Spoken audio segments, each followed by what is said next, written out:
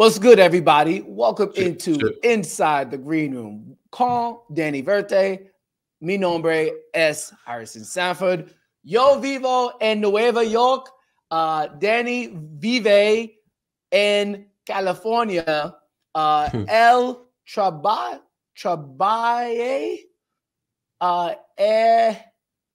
No, we're going to forget that. I was going to say where else you work, but for now, we do the podcast. Trabajar. No, that's to work. That's to work. Yes.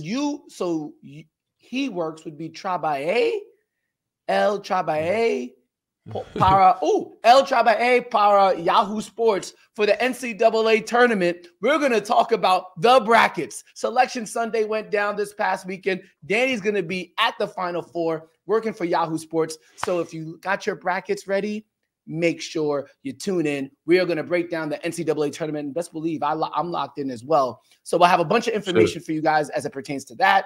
But first and foremost, what is we, Danny? What is we in Nosotros. Spanish? ¿Cómo dice we? Huh? Nosotros. You sure? Nosotros. Depends on what you're saying. Like we what? All right. Like vamos is we're going. Yo hablo de la NBA. El habla de la NBA. I talk about the NBA. He talks about the NBA. We're going to talk about the NBA. Nosotros.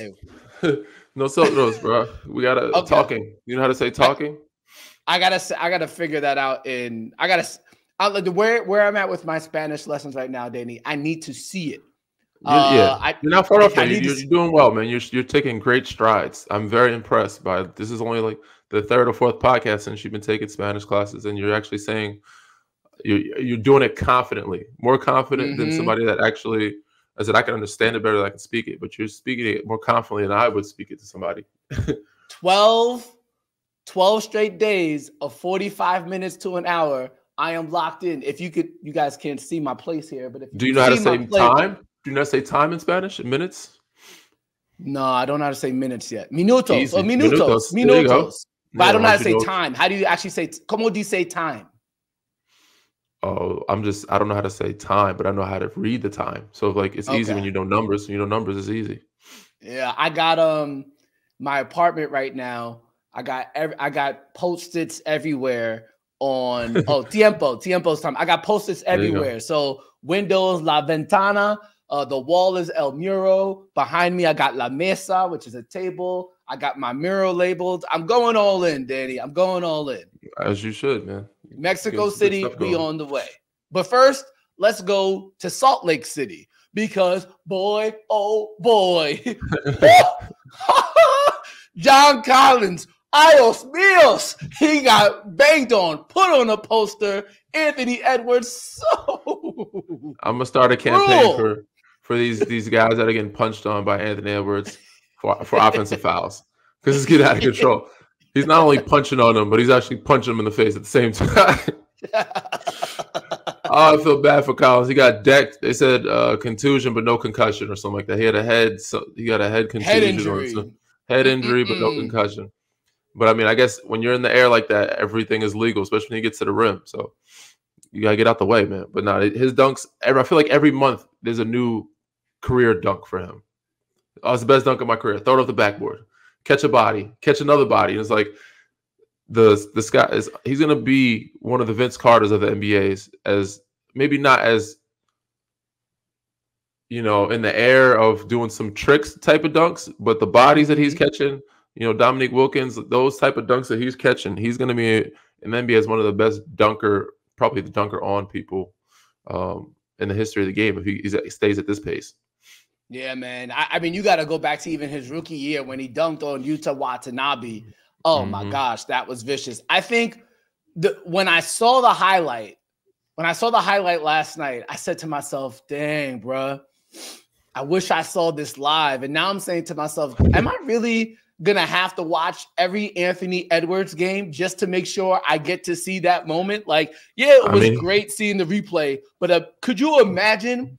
Nobody wants to watch a Timberwolves Jazz game. No. But could you imagine actually watching that live on your couch or even in person? Like, yeah, I would have jumped out the couch. Yeah, I would have jumped out the couch. But he is must-see TV. And That's why a lot of people are I won't say encouraging, but they're promoting him to get to a better city. But he could take this organization to new heights. And yes, he is must-see TV. So anytime you watch him, no matter who they're playing, top team, bottom team in the league, he's going to do something special. And you just never know when it's going to happen. I will say this, though, Danny. As great as it was, if he was Jalen Johnson, he would have really broke the internet. In my heart of hearts, and I love Anthony Edwards as a player, and I think the dunk was still spectacular. The Jalen Johnson dunk on Austin Reeves in all aspects, being at crypto.com, the actual pose that he had when he dunked, the fact that it started off the game, and no, you do not want Austin Reeves' perspective on that dunk. That one, Danny, I honestly believe, I know Anthony Edwards' dunk is probably going to go down as the dunk of the year. I truly believe the Jalen Johnson dunk was better. Oh, it's up there. And both bodies, both dunks were unbelievable, bro. They're insane. So they're neck and neck. It's hard. They're different types of bodies. Jalen Johnson kind of teabag, type situation, kind of cleared somebody. And Edwards body to body. And the person who did it who jumped is John Collins. Yeah. He's not just some regular guy. He's very athletic. So I think that's why he gets the edge. And Jalen Johnson's also 6'10" or so. Mm-hmm. And Edwards, crazy enough, and he might be but the first time I saw him, I was like, Anthony Edwards left from far away too, like one step inside the free throw line. Yeah, behind the dots off 2 feet. And he's doing it ridiculous. I said body to body on John Collins is pretty nasty. But both unbelievable plays. Both young prospects that have some good stuff coming in the near future for us, or in the long future. I think they're going to be. So I think Jalen Johnson has a potential to be a really good player as well. And it was a great start to the night. We won't say start to the night, but they started the game that way with Jalen Johnson stuff. Yeah, it's like the first play of the game. That's a wake up call for Austin. That's hello, wake up. If you weren't ready for the game, you're going to be ready now. So, but yeah, now they just put themselves at a standard where they're going to get so many more easier baskets at the rim because nobody's going to want to be there. People are going to get out there. As you've seen, I don't even see Jalen Johnson's second dunk. It might have been nastier, even though it was on nobody. He goes baseline and he windmill reverses it. It was like in traffic. I did see that. Yeah. That was nasty. So when you pull off certain dunks like that, you're laying, like I said, Vince Carter getting out the way. Nobody wants to be a part of that. Nobody wants to be in that poster. So once they see you about to take your launch pad, guys are getting out the way. Hey, man, I ain't mad at it. And so we talked about one star on the rise, Anthony Edwards, to another star. Let's go to another star now who's actually on a downturn. Let's talk about Tyrese Halliburton and the Indiana Pacers. Over Tyrese Halliburton's last 5 games from the three-point line, 1 of 9, 1 of 9, 1 of 6, 2 of 6, 1 of 6. That's his last 5 games. If you want to go back to the last 9 games of Tyrese Halliburton, shooting 41% from the field, 17% from 3. And honestly, on the defensive end, he has been struggling there too. I don't know what's going on with the Indiana Pacers, and all of that early season love that they were getting has really dissipated. Yes, they no longer have Buddy Hield. They traded him away. And obviously Benedict Mathurin is done for the rest of the season with his injury. But boy, oh boy, all the good feels are gone, Danny. They're struggling. No, they're struggling, but that's bound to happen. I think they also, I'm going to say, wasted a lot of energy, but they're still young guys, still young group trying to figure out the changes, make things difficult. The injuries make things difficult. Like, he's had a couple injuries. The hamstring injury, I don't think he ever really bounced back chemistry-wise or rhythm-wise after that injury, and then coming back to a new group. But that's the life of a shooter. It's the life of the game. You're going to have struggles. You're going to have weeks, months, or days where you're going to struggle and sometimes be longer than others. He's still a great player. He's still learning to play with Pascal. But also, he put himself at a standard which was unbelievable. You know what I'm saying? Like, to try to keep where he was playing at in the beginning of the season, I think was hard. Not many people can do that. If he did do that, he would be one of the greatest players of all time. You know what I'm saying? Like, Jalen Brunson's at a really good – he's one of very few who's really good at keeping a steady pace. But the way Tyrese was shooting the ball, assisting the ball, and having Indiana play at a certain level, which they had no business playing at, was unreal. You know what I'm saying? So it's hard to upkeep that, especially as a young player. Listen, if he were to continue to do that, he'd be a Jason Kidd. He'd be a John Stock. Like, he'd be finished as one of the best point guards to ever play this game. And Jalen Brunson, if he keeps at the pace he's at, he will be in that conversation as well. I just think that he started off really hot, and it's an unfair expectation, unfair to put him at, to like compare him or to place him in that category as this guy. Like, some people have good waves of emotions, good series. To keep a guy and that's it, like he should play like this all the time, that's ridiculous. You know what I'm saying? It's an unfair expectation. But it said he had a great start to the season. We knew he'd cool down a little bit, and I still thought he was a great player, but he's just struggling right now, and I think he's figuring it out. But Indiana, listen, with the changes, they have to, figure something out. They need to make some more moves this offseason and find something that complements him better. Or, you know what I'm saying? He's going to have to do it himself and find a way to get back to that level of play. Yeah. It's quite unfortunate where they've kind of gone, but it is what it is. I think that, to your point, the future is very much still bright. I do wonder though, and I don't think this happens, but there was a wide spread belief that when they traded for Pascal Siakam, considering all the capital they gave up, that Siakam was pretty much a signed, sealed, and delivered to get a max contract, kind of like a handshake agreement. That was the belief, at least. Considering their downturn, I wonder how that pans out. Yeah, you don't want to go back on your word because you end up being frowned upon, but it's an interesting circumstance for the remainder. It's an interesting circumstance for the next year and a half or next 6 months of Indiana Pacer basketball. How do they really think this is the roster that is worth giving out 2 max contracts to when they're already paying Miles Turner? And obviously, if Benedict Mathurin keeps going up, he's going to want to get paid too. I don't know. For sure. Seeing what they have now, it does not feel like Pascal, this is what go ahead. And if you're Pascal, do you want to stay there? If they're losing, they're not winning. He seems like he's back in Toronto. He's just in a different location in a city that's not as great. Not saying Indiana's a bad city, but Toronto's one of the amazing cities to live in and play in. Obviously, it's in the States, so it's a little different. But why sign back if you don't see the potential of it being different than Toronto? If there's not winning, there's not chemistry. He hasn't signed an extension yet. Why would that entice him to be like, oh, yeah, I want to definitely come back here because they traded for me? You don't owe them anything. Teams aren't loyal to you, so why would you be loyal to them? That is very much true. They might have traded for nothing. They might have traded for him to not even be there for a couple of years. So we will see.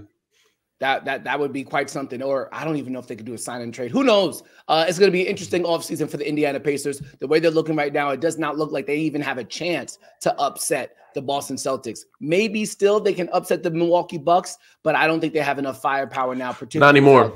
Not anymore. They don't have it. No Mathurin. Healed. Buddy's gone. It said they're still making adjustments. I don't know how Rick's adjusting with bringing in McDermott, but they don't seem like they have the same energy or rhythm or upbeat or that I guess the atmosphere that they had during the play-in time. Like, I feel like a lot of it was after that they kind of just ran out of gas. Yeah, for sure. All right, we got one more topic here before we break down the NCAA tournament bracket on the men's side. Yo tengo una pregunta. How many days or games do the New York Knicks at full health need to have to feel comfortable going into the playoffs? Una pregunta numero dos. How many days or games does Joel Embiid need to play for the Philadelphia 76ers to feel comfortable going into the playoffs? I say that because last night, Jalen Brunson, oh my gosh. Yeah, night in, night out. Damn, good. His footwork. Night in, night out. Did it against Sacramento too. Did it against Sacramento and Golden State. He's doing it against everybody, bro. He's one of those guys. He's a very smart, crafty player, night in, night out. And he's well coached. And I think that starts with his dad, man. He's got the guy mentally tough, mentally locked in. And I saw something randomly about Christian McCaffrey and how his dad had him on a wild-ass diet and just how recovery mode since high school. And I don't know if Jalen's been on that with Rick since that time, but you could tell he's had a pro mind for a long time now.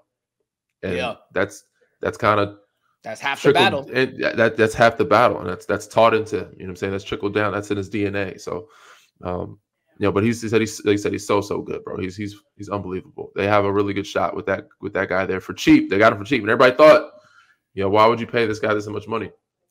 Got him for cheap at a deal. You just got to Discount. surround him with the right pieces. Yeah, you got him at a discount. You know who's also a discount too? We won't talk too much about him. Deuce McBride, 3-year, $18 million. He scored over 25 points last night, and he locked in trail with Steph Curry the entirety of the game. Steph didn't have his first field goal till I think the midway point of the second quarter. He played great basketball, and I think he played 45 minutes. He was spectacular. But the thing about Jalen Brunson that I really have grown to appreciate, and at first I was like, man, the Knicks play at such a slow pace. But it reminds me, you know what it reminds me of, Danny? I forget what year this NBA Finals was, but it was the NBA Finals where it was the Cavs versus the Warriors, and LeBron had that crazy game one where he dropped 50, but J.R. Smith kind of messed it up at the end, the famous Hennessy meme game.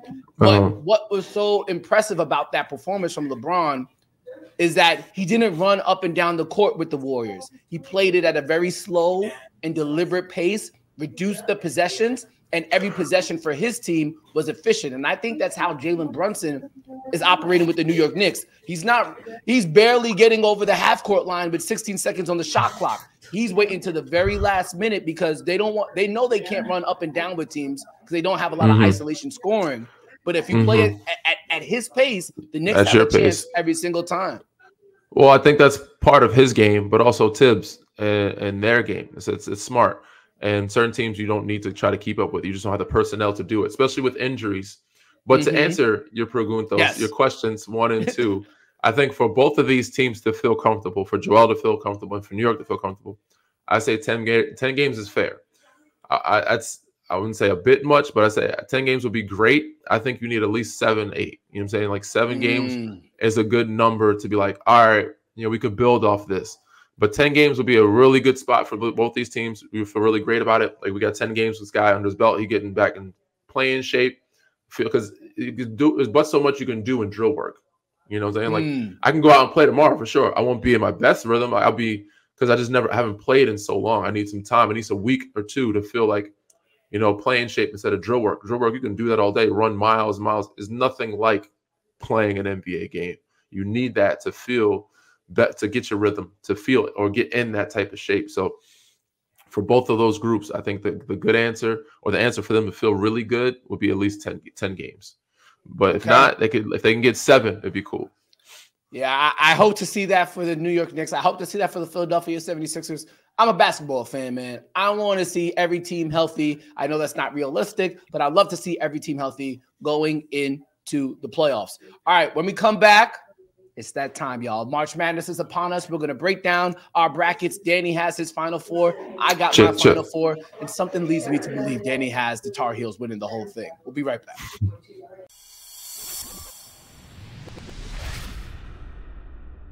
Welcome back to Inside the Green Room with Danny Green. I'm Harrison Sanford. And if you are listening to this podcast on whatever podcast app you're listening to, you can find us on YouTube as well. And you could also follow us on social media at Inside Green Room and also on Twitter at Green Room Inside. If you are watching us on YouTube or seeing clips on Instagram, you know very well you can go and listen to it on any podcast app that you'd like. Make sure you tap in with us. We'll put all of our content on the socials. You know how it goes during these days. Speaking of what's happening during these days, March Madness cannot wait. The first 4 starts, I believe, tonight, Tuesday. The real games get started on Thursday. Danny and I are going to break down our brackets. And let's start, Danny, in the Eastern region. I'll go first here. UConn, the number 1 seed, they're put in basically the region of death because they have San Diego State, the team that they played last year in the national championship game, coached by Steve Fisher, who's one of the best coaches in college basketball. FAU pretty much has the same roster that went to the Final Four last year. They're in their bracket as well. I think regardless of that, because they're playing in Brooklyn, because they have Coach Hurley is obviously experienced, and even though they're only returning 2 starters from last year's NCAA tournament team, I think they come out the bottom half of the top half of that region. I think in the bottom half is where it gets really interesting because you have a tough Iowa State team that absolutely blew out a number 1 seed in Houston in the Big 12 championship game. They're a tough squad. Washington State has a tough backcourt, and we like backcourt play in the NCAA tournament. And I got to take a moment to talk about the Illinois Fighting Illini because those boys are absolute buckets under Coach Brad Underwood. They're number 11 in scoring in the NCAA. They won the Big Ten championship. And Terrence Shannon Jr. and Marcus Damask got bucket-getting ability. They're one of the few players, one of the few duos, I think maybe the only duo this year, that scored 30 points in a game at the same time. And we love free throw shooting. Free throw shooting, obviously, in college basketball can win and lose you games. Terrence Shannon Jr. in the championship game against Wisconsin, 15 of 17 from the free throw line. You can get to the bucket. Oh, you can get to the free throw line. You can score buckets. I like Illinois. I don't know if we have time to go through every single pick in this region. Nonetheless, I have UConn taking on Illinois to get to the Final Four. And somehow, some way, I still think UConn does it, even though Illinois is going to put a definitely. Yeah, I'm with you, H. I agree with you on all these fronts. But, when it comes to this time of year, you have a better chance of winning the lottery. So it is March Madness, and you're better off picking up these brackets with your eyes closed. You know what I'm saying? Because there's always going to be upsets. There's always going to be a team or a group that shocks you. And honestly, that being said, I had San Diego State being upset in the first round. For some reason, I just against Coach Fisher. Yeah, I think I have them being upset in the first round. Now they may win. I just think you have to have some upset somewhere. I don't see Connecticut getting upset until the Sweet 16-ish. I don't have them in the Final Four. I have them being upset though, because I think something's going to happen. I do like Illinois. They've been playing well, but I see them getting upset in about the Elite Eight or so. I don't know how this played out, but I have Auburn making a random run. I have Auburn making a random run in this group, in this bracket. I guess it's just how the matchups are, and they end up playing Illinois in, I think, the Elite Eight. And I think Illinois wins that one, but for some reason, I think it's going to be another upset for somehow. I don't know how Auburn gets to the Final Four. It's going to be one of those Cinderella teams. To me, it's kind of just picking what teams, a couple of teams are going to be out there to shock the world. And there's going to be somebody's going to mess up your bracket. I don't think Auburn's going to get that far, but I see them upsetting some teams where it's like, they shouldn't be beating this team, like a Connecticut.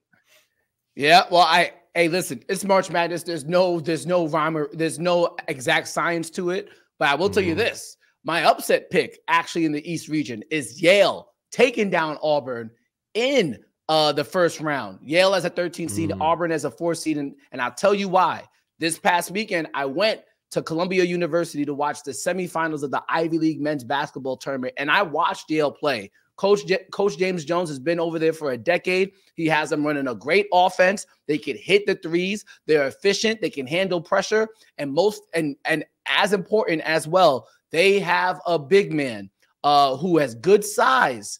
And he has some ability. I saw him take a rebound, go all the way down the court, behind the back, lay up one of the guys from Cornell, which I went to school, and got an and one. It was so tough. I like this Yale team. They run a good system. And this big man that they have, I forget his name, he's not just tall, he's got some girth to him too. And if you could shut down Broome, the big man for Auburn, who's pretty much the source of their offense, I think they're going to do a great job. Johnny Broome is his name. He's a good big man, but he's not bigger. Good pass. Not athletic, but he could pass. He can make some plays. I like his craftiness. Danny, I'm telling you, he's going to be undersized. He's going to be undersized in this game against Yale if that big man can not get in foul trouble. For sure. But that's the reason why I like a lot of these 1 seeds. Purdue's got a really good big. UConn's got a really good big. Good footwork, good touch.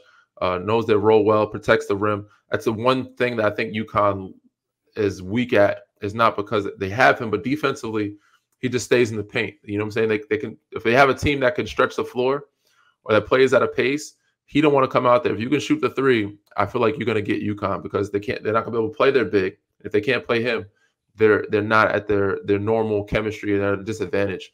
And it's because he just stays in the paint and protects the rim. So if you swing the ball around, you can get some open 3s against UConn. But Purdue has a really good big. And I like Auburn's big. I like Broome. So I think he can stretch the floor a little bit. So that's why I like Auburn making a decent little run. I understand. All right, let's go to the South region. Houston is the number 1 overall seed. I got them making it all the way to the Elite Eight. And honestly, I see a lot of chalk for the most part in this, outside of the fact I think James Madison coming in with some of I think they're coming in with over 30 wins on the season. Let me check here. Yes, they're on a 13-game winning streak, 31-3 on the season. I got James Madison taking down Wisconsin, who made it all the way to the Big Ten championship. That's my upset. I don't think it's out the realm of possibility, too, that James Madison could also beat Duke in the second round. Bottom of the half of the region is where I think it gets real interesting, Danny, because you have Marquette, who's a very good team, who has one of the best point guards in the nation, than Tyler Kolek. But Tyler Kolek is hurt. And has been hurt. He's been held out of games, I think, over the past 3 weeks to a month as they've been trying to bring him back for the NCAA tournament. I think they can win one game, but how is his body going to react to game number 2? I'm very worried about that if I was a Marquette Golden Eagle fan. And Kentucky on the bottom half of this region, bucket getters all the way around. Rob Dillingham, Rob with the shifts. If you see him on Instagram, got all the moves. And then Reed Shepherd. Reed Shepherd is a shooter who also can play off the bounce. He's looking like, as of right now, I believe he's a top 10 draft prospect. I think Kentucky comes out of this region just simply because they have bucket getters, they have guard play, and obviously John Calipari knows how to coach. The only worry is this is a young roster, but they don't know no better, and I think that plays to their advantage. So out of the South region, I have Kentucky, and a part of that is because I just don't think Houston, while they can play defense, I don't know if they have enough offense. I don't know if Jamal Shed can really get a bucket or get enough buckets to really pace this team. They're a great team. They were wonderful. They won the Big 12 outright this year in their first year in the Big 12. But if they play Kentucky, they can't keep up. Point blank, period. I'm with you on the top part of the bracket for the most part. I do have upsets, though. I don't have Wisconsin getting upset. I see Wisconsin beating Duke. I needed somebody because I just don't think James Madison can beat Duke. So I needed somebody to win to play Duke that can upset them in the second round. So I have Duke losing to Wisconsin. I do have Houston going pretty far, but I also have Wisconsin upsetting Houston to get to that bracket. My bracket's based on how healthy Marquette is going to be, right? Because I think that Kentucky is a great team. I just think they're young. Rob Dillingham is great for them. He's been playing off the bench for most of the year and been killing. He gets buckets. He's been in and out. I don't know what their lineup is going to, how he's been, Calipari, if he's going to start him or not, or if he's going to change up anything. I just think they're young. I don't think they've been there yet. And I think they go as far as Rob Dillingham takes them. He's the X factor. There's certain teams that have an X factor, just like tonight. Certain the games that we're gonna tape with Yahoo and I'm gonna talk about is certain X factors of certain kids that are not the leading scorer, but certain guys that come off the bench or that can impact the game, gonna take you as far as your team will go. And I think he's good. I just don't know if he's ready for Final Four yet or Elite Eight yet. I just don't. I see them losing to Marquette if they're healthy. Marquette to get everybody back.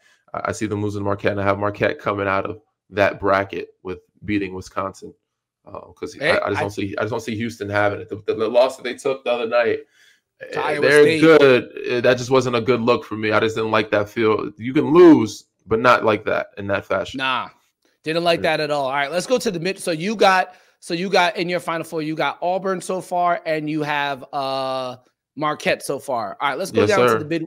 Let's go down to the Midwest. That's where you see big man Zach Edey, the 7'4" Wooden Award winner from Purdue. They're the number 1 seed, and obviously, famously last year, lost in the first round as a number 1 seed to a 16 seed. We've never seen it happen.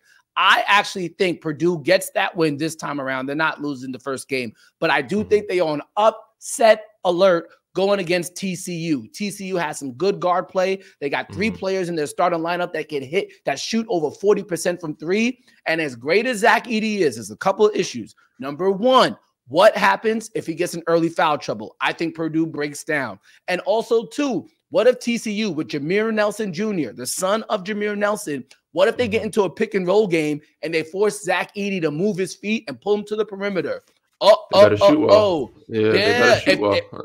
If TCU is on their P's and Q's, I think they get the job done. And in my bracket, I have TCU get into the Sweet 16. And a lot of people like McNeese State to beat Gonzaga because everybody loves to pick a 12-5 upset. I'm sorry. I'm not picking against Mark Few, one of the best coaches in college basketball. Gonzaga's moving on. I will say this, though.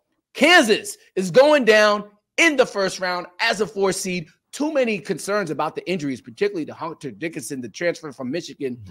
We don't know the status of his health. And Samford, the team they're playing against, takes 3 after 3 after 3 after 3. And I don't know if Kansas can keep up. And what makes it worse for the Jayhawks, games in Salt Lake City. You got to play in altitude. Even worse. Bottom half of the bracket, I see a lot of chalk going on. Creighton, South Carolina.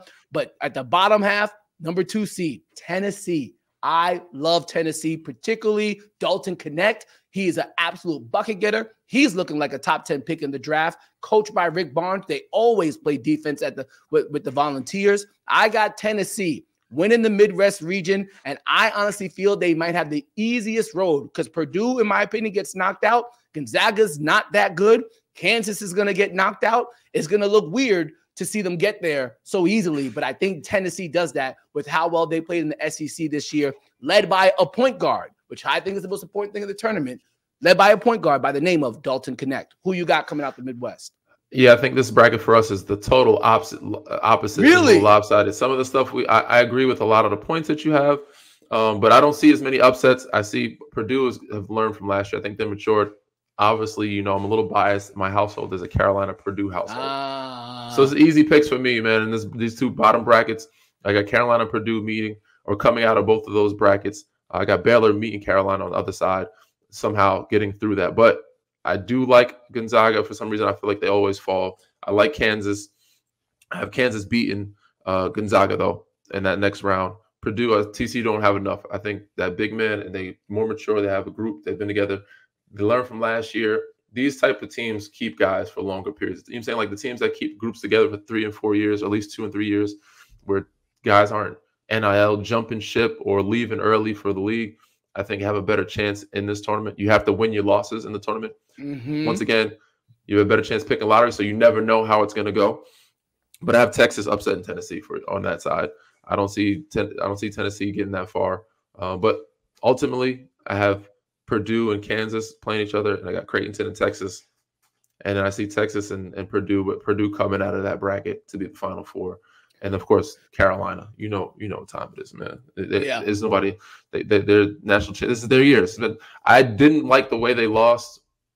Actually, I didn't mind that they lost. I didn't like who they lost to in the championship game, the ACC title. For sure. I didn't care for the ACC title. I told you this before because every time we win the ACC title, we lose in the NCAA tournament.